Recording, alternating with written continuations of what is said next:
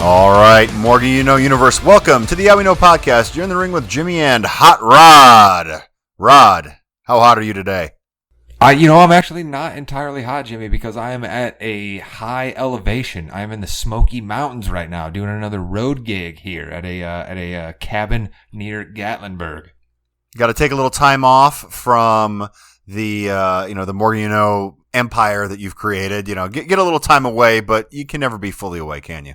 Right, I can't be fully away. I love talking wrestling with you so much that I'm doing the wrestling show, and then we got a little basketball content that'll be happening later this week that I'm involved in, but you will be stepping in for me on the football show, so I will be trying to embrace a little bit of full vacation.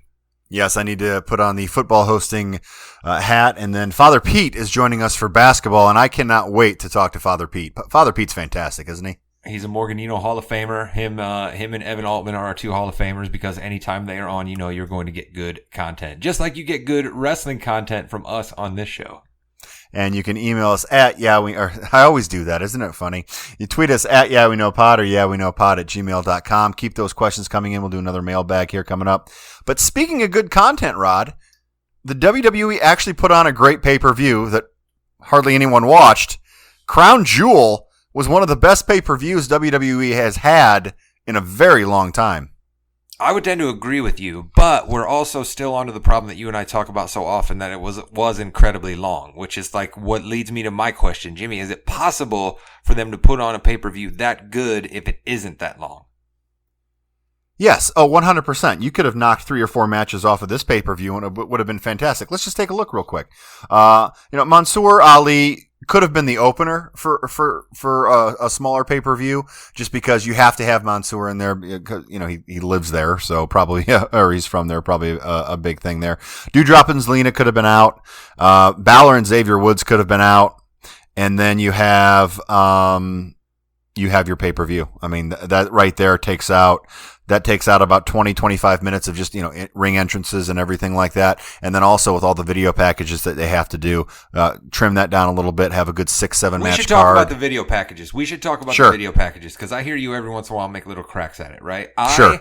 I still at this point like the video packages, and I also think that as, again, we are not content creators on the level of the WWE, but we do have a bit of a tacit understanding of it, right, Jim? We know that people are not tuning in all the time, and it is best for us to try to reset. So don't you think the WWE gets a little bit of benefit from those video packages? I think they do. That's why they do it, because people aren't up to date on everything, and they do need to know. But you don't need to show the same video packages multiple times in a show. A pay-per-view like this, people aren't coming in and out. They're going to come and they're going to watch. So you don't need to see the Brock Lesnar Roman Reigns feud recapped 3 or 4 times during a show. Do it once. I agree with that. And then this is the other one that I'm totally with you on now. And anytime I see it in shows, I get mad. Like, you don't need to show me a replay of something that happened 3 minutes ago. Now, if it's a very cool wrestling move that you're going to showcase, look at how good this person is, show me that every time. But too often, these are bad bumps that they're showing us just to further the storyline. It's like, yeah, no, I remember it just happened. So I want to take you back to broadcasting at Plymouth High School when you and I were the duo in broadcasting here. And at one time, we were doing the morning announcements, and we wanted to do some switches on the camera. So an anchor talks and then switches to another camera and talks into that camera, which could be effective, generally speaking, correct? Yeah, absolutely. I mean, switch up the picture. Switch up the picture. But then one time we decided to go a little bit further. So, I would read a story, look at the camera, and then I would look at the other camera again, and I'd switch back again. So at one time, we did like 3 or 4 changes in a short amount of time during one story, and it just didn't work well because it was moving too much. That is what the WWE does with all of these random cuts. Oh my goodness, Rod, this was ridiculous. How many times can you cut during a punch? Apparently 4. During one punch, okay? We've got to stop this because it's too... The words aren't coming out of my mouth right now. Too janky, I guess, is what, too fast. We don't need to see all these cuts. Just show us what's happening. Don't make it difficult for us to see. Did you get any of that from this or other shows?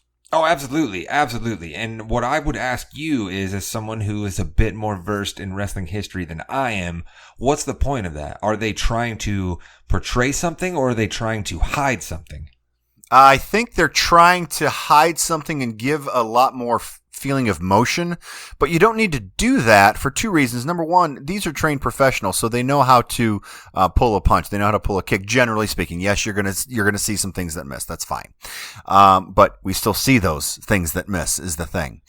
So that's not helping. And number two, you've got motion going anyway, so you don't need to give that sense of frantic, craziness going on. You don't need to give that. We already have that in there. Okay. That's I would agree with you there, right? It becomes overkill at this point, right? You already have huge athletes in the ring bouncing around, jumping, kicking, punching, spinning, all of the above, right? You have crowd movement in the background as well, which is also attracting your eye at times. You don't need all of the fast cuts. You really don't. This isn't a Michael Bay production. So we got a text question about this show, which is kind of fun, from Kim Jam. We're not giving our phone numbers out on this show now, but from Kim Jam actually texted me and said, "Is it me or does Hell in a Cell not have the same impact as it once did? Why still have it? It's just a steel cage match that's red."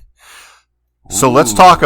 So let's talk about this for a second, because we had an opening awesome Hell in a Cell match between Edge and Seth Rollins that Edge did end up winning, which, the home invasion guy needs to lose from last week. But that's do you just think a good rule? You're right. That's just a good no question. Rule. You did mention that in our preview pod. That's just a good rule.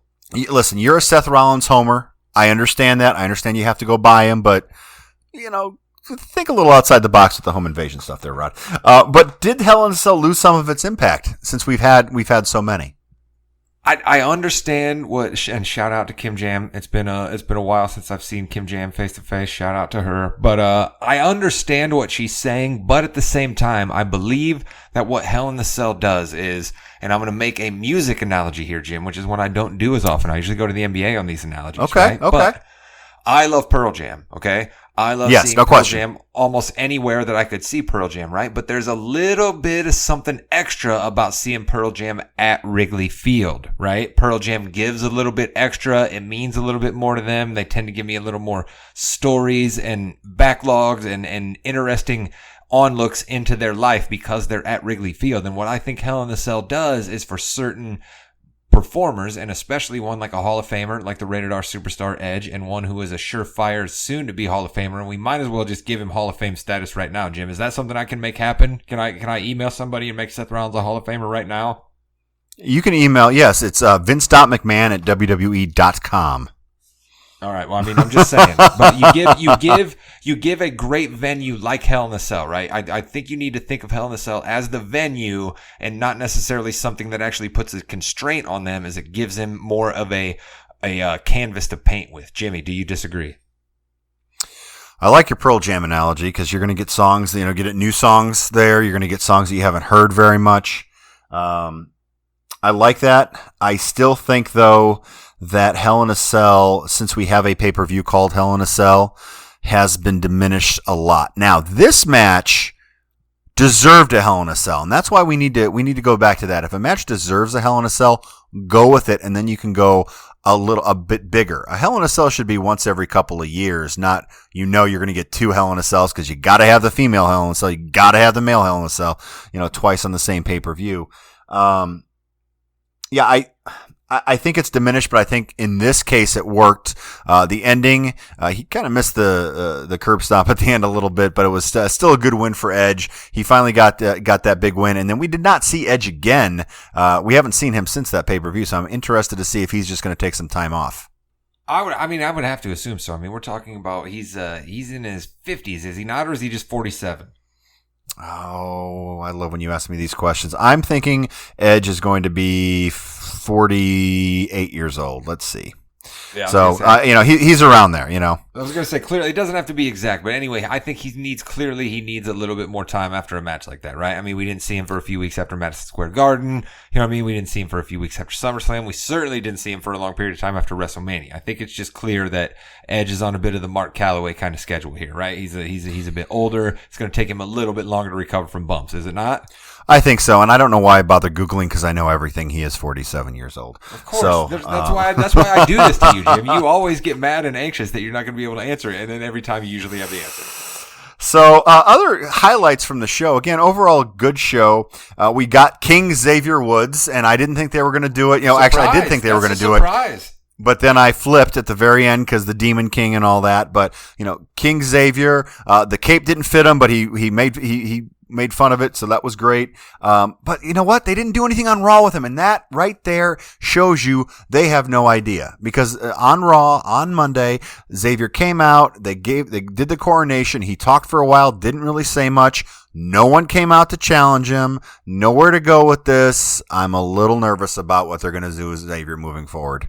Now, Jimmy, we call me Hot Rod on this podcast, and quite frankly, that feels a bit facetious at times with some of my wild speculation that doesn't pull off. But I have been on the scent of the Xavier Woods thing for a little while, right? I understand that he is well liked in the wrestling Twitter spheres, but I don't think he's well liked in the big buildings in Connecticut, right? And I think it's clear, right? I think you basically just spelled out exactly what everyone needs to understand is that, yes, we threw a bone to Xavier Woods by making him king, but they clearly have no plans for it to lead anywhere. No, they don't, and that's unfortunate because he's really good in the ring. But so let's see what look at happens it from this angle, then, Jim. Let's look at it from this angle. Sure. Let's try to go positive on it. Look at me jumping in here. But are we excited that they didn't make Finn Balor king because now he can do other things? Yes, because that would have also been something that's, you're going to really do that with him, and we kind of see where the next year or so is going to go. And they did put him in a main event on Raw, so that's at least nice. He did lose, but it's still a main event for Finn. But going back to Crown Jewel real quick, match I was looking forward to because I thought I was going to see a death. That's what I was promised. Goldberg against Bobby Lashley. Lashley's not dead. I want my money back. I want my $4.95 back. I loved the two-way split screen interview that they did where Corey Graves dropped the line where he's like, well, these two men have to be in separate locations for obvious reasons. You know what I mean? And then Goldberg launches into his whole thing. And then Bobby Lashley says, come on, Bill, this is national TV. You're clearly not going to kill me. And Goldberg then, he centupled downs at that point, Jim? I mean, how many times did Goldberg double down that he was going to kill him? No. Robert Lashley, I am going to kill you. You need to get your affairs in order. I did like, after he hit the spear and jackhammer, I did like that he didn't go for the pin. He ripped his gloves off, took him a minute, and then decided to continuously beat him down, and then finally throw him through huge cardboard boxes with a black sheet over it to get the pin. So, good win for Goldberg there. It is what it is. Give Bobby Lashley losing that often, Jim. You just can't. You can't. You can't. He had to win that. Again, someone assaults your son out of nowhere. Son didn't do anything wrong. He needs to lose. So give Bobby a couple weeks off and have him come back real strong, and that'll be good. Drew McIntyre and Big E had a great match, and it's what Big E needed. He needed a real good win over a solid competitor, so I thought that was a good one too. Drew McIntyre continues to impress me, right? Like I didn't realize when I first started being hip to the Drew McIntyre oeuvre that what he could actually be great at is helping get guys over because of his sheer size. You know what I mean? Like anytime you take down Drew McIntyre in a match, it's one of those things that just looks good for you. So he's real important to have around in a company. Drew McIntyre is a fantastic wrestler, and I still feel horrible that he won his entire title reign was essentially in front of no live audience. Well, they're going to make good on that. That's clearly going to be a storyline they're going to take. For sure. Women's match was solid. Let's do this real quick. Yeah, let's sure. Real quick. He's moving to SmackDown. I mean, come on. He's going to be the next guy that locks horns with the tribal chief, is he not? He is. I think so. We might see a little bit of that coming up. See, they're in a little bit of a strange place here because they do need to set up a couple big matches for SmackDown and Raw's coming up because they have the pay-per-view Survivor Series. So they're not gonna have a pay-per-view match because it's going to be the champions versus champions at Survivor Series. So do you want to do Reigns now? Or excuse me, Reigns and McIntyre now before Survivor Series, or do you want to wait until that December-January time That's a good frame? point. I'm actually excited about the team-up aspect of Survivor Series, right? Like I want to see like captains and like a whole hey, let me on your team. No, I don't really want you on my team. I want to see a whole thing with that. Actually, I think I'd like that more. So yeah, let's save Drew McIntyre because he's one of those ready to heat guys, right? Bring Drew McIntyre out anytime you want to, and he's perfectly capable of being somebody that everybody buys in the main event picture.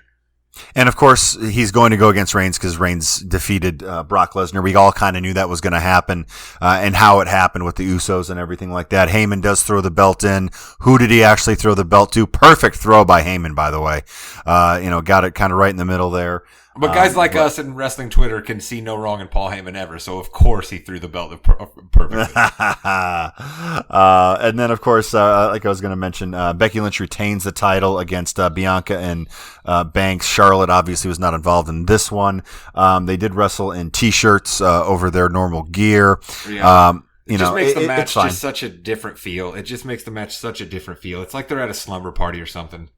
It's so weird because, the guys are naked except for underwear, but I mean, again, culture. So that is what it is. We won't get into that very much. But we don't like to do rumors very much on this podcast, Jimmy, sure. But the name of the Queen was just invoked there, and there was an awful lot of reports that were coming out about Charlotte Flair this week and her behavior in Gorilla, which could be something we could define for people who are just joining us here real quick. And we try to every once in a while make wrestling accessible to all folks who are just coming on board here on the Morgan You Know Network. Yeah, we know podcast with Hot Rod and Jimmy. But she also has a fiance, a husband, a boyfriend? What's the technical term of Mr. fiance Andrade? Yes. Okay. So that's what I mean. Andrade El Idolo. You clearly know more about this than me. I'm just trying to set the scene here. What are we to think of this? Okay, so what the WWE did last year during the draft is we had the Raw Tag Team Champions drafted to SmackDown, SmackDown Tag Team Champions drafted to the Raw, and they literally got in the ring and switched belts. Which is the dumbest thing ever. Like, why would you do that? Because you can't, this is not real.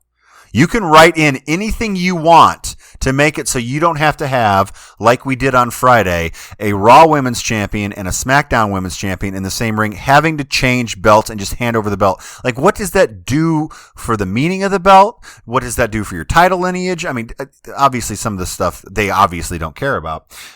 But Charlotte kind of went into business for herself. And we've used a couple of terms here. We've used gorilla, and which we'll get to here in a second, and went into business for herself. And what that basically means is when you go off script a little bit just to make you look better.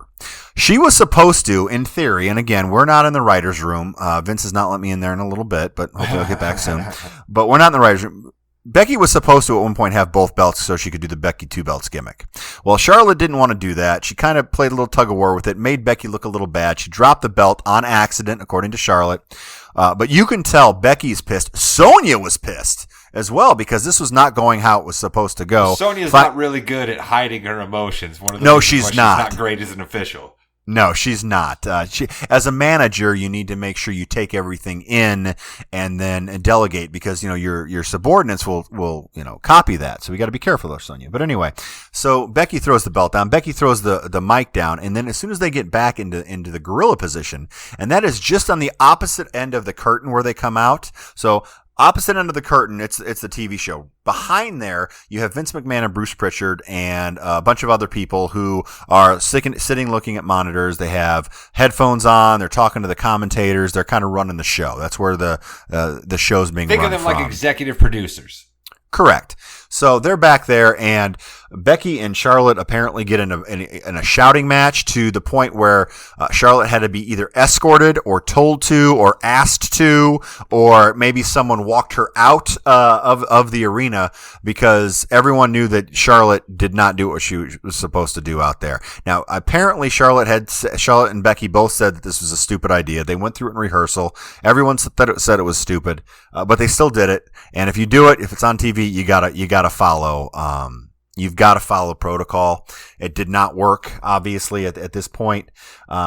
Charlotte's fiance is in AEW. Charlotte has gone to a lot of AEW shows. First of all, she should be allowed to. It's fine. She's going to see her husband work. Not that big of a deal. But people do think that she may want to get out of WWE and go to AEW. That's not going to happen anytime soon. And I'm pretty sure the WWE owns the name Charlotte Flair. So it would not be Charlotte going into AEW anyway. I don't know. It's a movie. It's a TV show. You need to go along with the script to the best that you can, and you don't want to make someone else look bad. Now they're supposed to fight at Survivor Series, and it's going to be an interesting matchup between the two of them, I think. How much then is it possible that all of this stuff is just secret? Let's just pump the tires a little bit and get people even more excited, Jim. How much is it possible that that's what this is? Look at Becky's face and look at how hard she threw that mic down.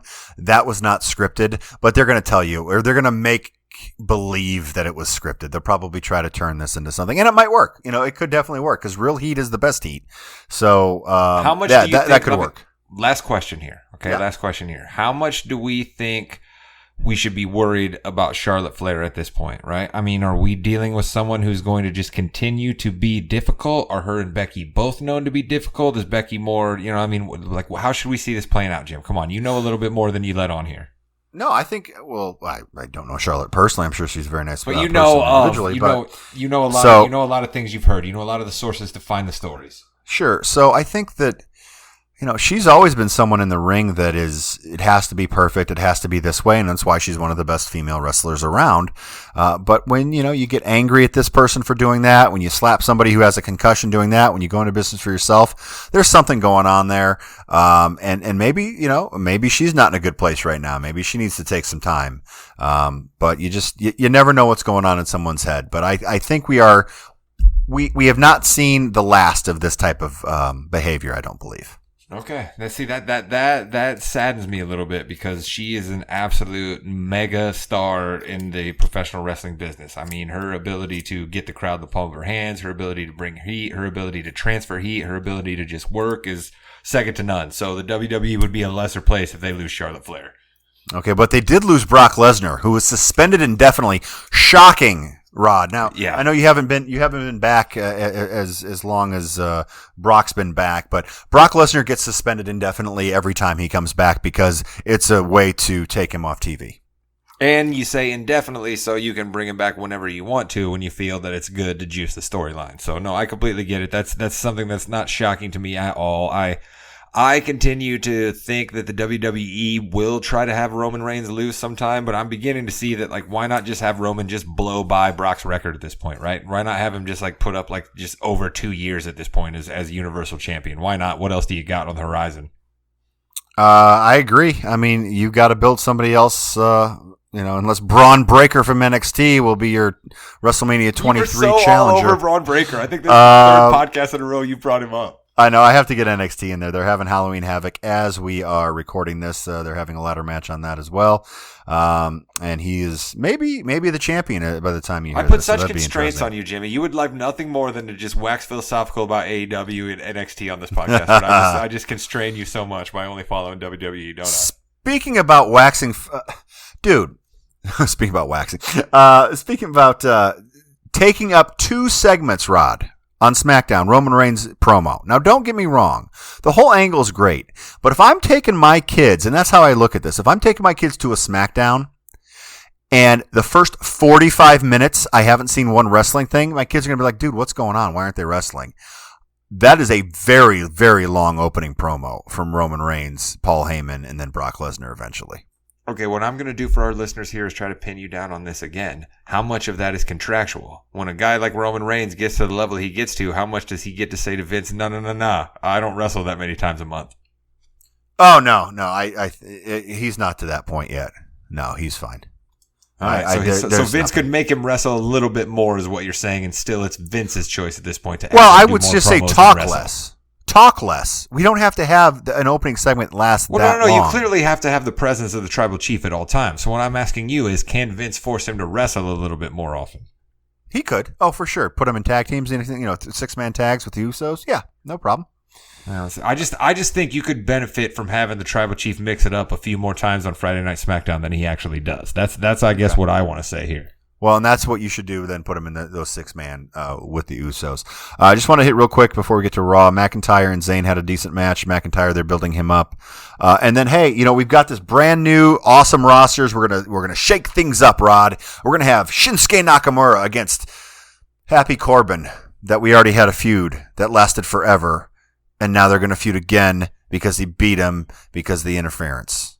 Awesome. Just like on Raw, Rod, where we were supposed to have RK Bro against Omos and AJ Styles, but AJ wasn't there for some reason. And who knows? It could be anything. Could have been, his wife is sick, death in the family. He could have missed a flight, whatever. But they ended up going against Ziggler and Rude. But you had Carmella and Liv Morgan wrestle again. Because they were on SmackDown, bring them over. You literally do this to get new matches. Now, a couple matches I want to talk about. First of all, Bianca Belair and Becky Lynch is going to be amazing. I think it's going to be a fantastic matchup coming up on Raw this week. Going to be a great main event. I think they're going to get 25 minutes. I want to say this real quick. I think you can get a great match out of anybody in Bianca Belair at this point. She is literally hitting peak form as a worker in the ring, and her power is just unmatched, and it makes for great visuals in a woman's match. I agree. She's fantastic. And then we have Damian Priest, who now has to have a little bit of an edge to him. He got to be a little angry, Rod. Can't be happy anymore. And T-Bar, you saw a glimpse of what T-Bar can do. Obviously, he got the disqualification against him, then got beat down. But you saw a little bit of what T-Bar can do, so we'll see a few more matches out of those guys there. We had Keith Bearcat Lee just destroy Cedric Alexander. And guess what, dude? Keith Lee's done. It's not Keith Lee anymore. He's Bearcat. He doesn't do any of the Keith Lee. He doesn't do any of the Keith Lee moves. He's just a big guy moving around now. I'm in on it though. I'm in on it. If you want a big guy who's just gonna lay waste to people, and you think you could tell stories better with that, then yes. However, you give me more Keith Lee, I'm a fan of it because I'm on the Keith Lee train. That's a good call. And then we had the Fatal Four-Way ladder match between Rey Mysterio, Seth Rollins, Kevin Owens, and Finn Balor. And I will tell you, Kevin Owens, my boy, he gives the crowd their money's worth. He took some nasty bumps out there on those ladders. Everyone did, but he really does go the above and beyond there. But your boy, Seth Rollins, championship opportunity. Sorry, I can't even say championship match. Championship opportunity against Big E at some point. You liking some Big E against Seth Rollins? You give me Seth Rollins in any match, and you know that I'm going to cape for it because I love Seth Rollins. But what I want to say is, we haven't mentioned the Kevin Owens check-in, which has been a recurring theme on the podcast the last couple of weeks, and seeing him involved in this kind of a storyline, like, it lowered my blood pressure a little bit, Jimmy. I think maybe there's a little more room for Kevin Owens to stick around a little bit longer if you're trying to involve him in this storyline. Do you agree? Yeah, I as long as he's in that main event area. So after this match, I see maybe a Kevin Owens, Finn Balor, couple of matches on which is great. On Give Raw, me that. Those which guys would be can great. work. They can definitely work together. Who's going to be the heel? Who's going to be the face on that one? But yeah, I think Kevin Owens is in a better spot now, but we'll see what happens next week. It's week to week, bud. It's week to week. All right. Back to Seth Rollins, though. I think sure. Who better to take the title from Big E if you don't want to cook up a 6-month reign of Big E and having Big E be your guy at WrestleMania and you want to do other things? Who better to take it than a guy like Seth Rollins, who's coming off of a wonderful triumvirate with Edge, right? Which is, Seth Rollins is a guy who had a great resume already, but a feud like this with Edge is one of those that you look back on, right? The way that we talk about Austin and Bret Hart matches, and the way that we talk about Michaels and Undertaker matches, and the way that we talk about Rock locking horns with Austin, and you know what I mean? Like, you've got to have somebody who's a great foil, and what we just gave Seth Rollins was another great chapter in his career as he moves on, because he's been around, right? He's done the Shield, right? That was one of his big gimmicks for a long time, right? He's had a whole lot of things that he's done, and here we are still able to continue to find ways for Seth Rollins to shine. He's wearing crazy outfits to the ring all the time. He's breaking into people's houses. He's just going full heel, yelling at the crowd. Who better to take down the babyface superstar than everybody's heel that brings the most heat? So I'm way excited about what we're going to see with Seth Rollins. Yeah, I think they got to have Big E have the belt a little longer, though. I mean, I really do. I don't want a 6 month, just a few month run for Big E. So I think we're going to see another Seth will win one match. As we talk about all the time, Jimmy, what you want doesn't necessarily factor in, right? Like, too often exactly. With you and I talk about what we want, that ends up being wrong. So try to use your wrestling brain here. Do you envision Vince seeing Big E as having a long run? You never know. You do not know what Vince sees. Breaking news, though. Mandy Rose is your new NXT Women's Champion after she defeated Raquel Gonzalez thanks to an attack from, someone you didn't notice, but it was Dakota Kai hitting Gonzalez with a shovel. So there's where we are there. Those shovels around the wrestling ring are prevalent. So Mandy Rose goes from kind of mediocrity in Raw and SmackDown to NXT Women's Champion. I'm shocked to hear that somebody that came from WWE immediately got a huge bump in AEW. That has never happened over the past 4 to 5 months, has it, Jim? I love the fact that you are so anti that you didn't even know it's NXT, not AEW. Either way. Rod is definitely in vacation mode, but he's done a really good job keeping this network going. I brought up AEW. What I will say is we are about to have a whole lot of AEW talk for the people. All right. We have a close friend who is a wrestling fan. The level you and I are to the WWE, this man trumps us by 3 or 4 for the AEW, and he is about to attend an AEW show in person. So we're going to talk to him before and after the AEW show, Jim, and that's what people have to look forward in the future. So all those folks out there that want to contact us and yell at me about calling AEW wrestlers janitors and always taking shots at AEW fans, we are going to rectify that with an appearance in the coming weeks. And that appearance will be on the Yeah We Know podcast, part of the Morgan You Know podcast network. You're in the ring with Jimmy and Hot Rod. Yes, and Seth Rollins will be your champ again very soon. And all of you out there that are going to be sad to see it because you no longer get Big E coming to the ring with the power of positivity, I'm sorry. But, Seth Rollins is the kind of man who will break into your house to take what he wants. So don't think he won't be the WWE champion.